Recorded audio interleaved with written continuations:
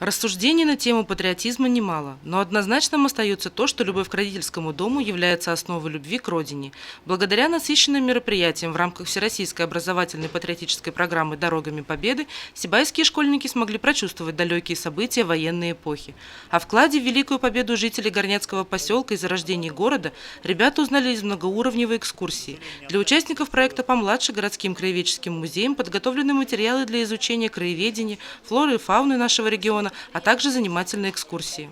К таким экскурсиям отношусь хорошо очень. Я очень много узнал нового. Узнал, как сражались защитники наши.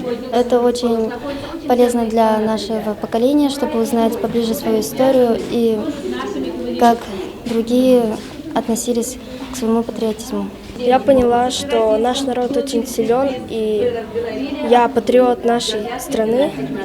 Проект «Дороги Победы» был запущен еще в 2014 году Министерством культуры совместно с Министерством образования и науки при поддержке Федерального агентства по туризму. Цель запуска – сохранить культурно-исторические традиции, приобщить детей и молодежь к истории страны и регионов, воспитать чувство патриотизма. Наш город при поддержке администрации и депутатского корпуса в числе первых по республике принял участие в этой программе. Все заметили, в городе у нас ездит брендированный автобус с символической символикой. Школьников забирают непосредственно с общеобразовательных учреждений. Они посещают обелиск «Вечный огонь», где могут отдать память героям, погибшим в годы Великой Отечественной войны. После этого они посещают наш знаменитый Сибайский краеведческий музей, где знакомятся с историей города, с его жителями.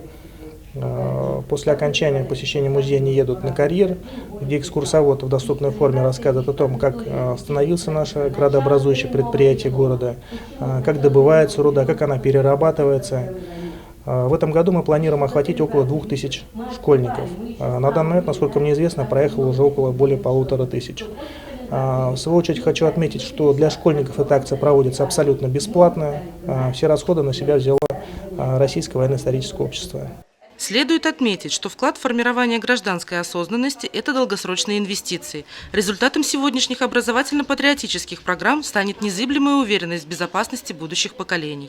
Все равно со временем молодому подрастающему поколению необходимо напоминать об отголосках этой войны жестокой. Если мы будем знать свое прошлое, мы будем знать и свое будущее. Это позволяет людям, детям в первую очередь, впитать в себя культуру воспитания, культуру нравственности, патриотизм.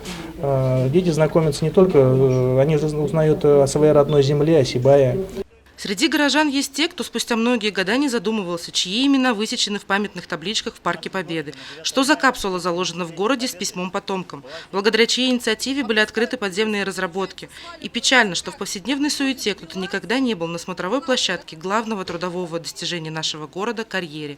А теперь мы это можем узнать у наших детей. Екатерина Марочкина, Радмира Сингулов, Гульгина Раскильдина, телекомпания СТВ.